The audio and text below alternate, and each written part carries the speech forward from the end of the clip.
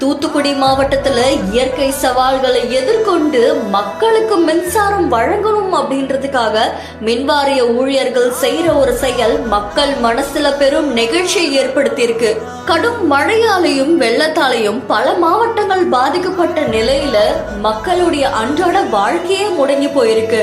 மின்சாரம் இல்லாம, சரியான சாப்பாடு இல்லாம ரொம்பவே கஷ்டப்பட்டு வந்த மக்கள் கொஞ்சம் கொஞ்சமா இப்போ இயல்பு நிலைக்கு திரும்பிட்டு வராங்க.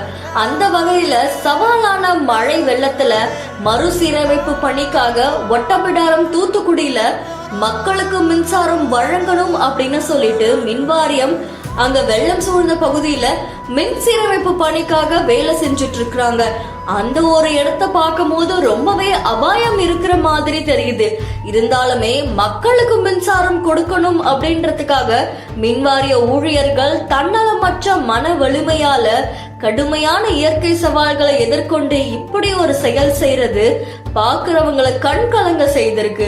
மின்வாரிய ஊழியர்கள் மக்களுக்காக செய்யற இந்த பணிக்கு சமூக வலைத்தளங்கள்ல பெரும் வரவேற்பு கிடைச்சிருக்கு. அது மட்டும் இல்லாம ஆபத்தான இந்த சூழ்நிலைய பொறுமையா எதிர்கொள்ளுங்க அப்படின்னு சொல்லி பல பேரும் வலியுறுத்திட்டு வராங்க.